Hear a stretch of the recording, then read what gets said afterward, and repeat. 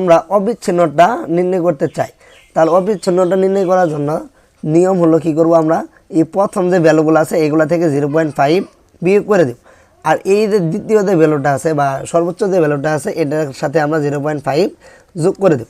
তাহলে দেখো একদম শর্টকাট নিয়ম, প্রথম যে ভ্যালুগুলো আছে আমাদের এই যে প্রথম যে ভ্যালুগুলো আছে এই প্রথম ভ্যালুগুলোর সাথে আমরা কি করব 0.5 বিয়োগ করব। এই প্রথম ভ্যালুগুলো থেকে 0.5 বিয়োগ করব। আর এই যে আমাদের যে সর্বোচ্চ ভ্যালুগুলো আছে, শ্রেণীর যে সর্বোচ্চ ভ্যালুগুলো আছে প্রত্যেকটার সাথে আমরা 0.5 যোগ করে দেব। আচ্ছা দেখো, তাহলে এইভাবে যদি করি তাহলে আমরা যদি 31 থেকে 0.5 বিয়োগ করি তাহলে কত হচ্ছে 30.5। সেমভাবে 40-এর সাথে যদি আমরা 0.5 যোগ করি তাহলে কত হচ্ছে 40.5। আচ্ছা সেমভাবে আমরা যদি 41 থেকে যদি বিয়োগ করি 0.5 তাহলে কত হচ্ছে 40.5। আর এখানে পাইতেছি আমরা 50.5।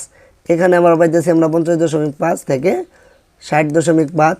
আর এখানে পাইতেছি 60.5 থেকে 70.5।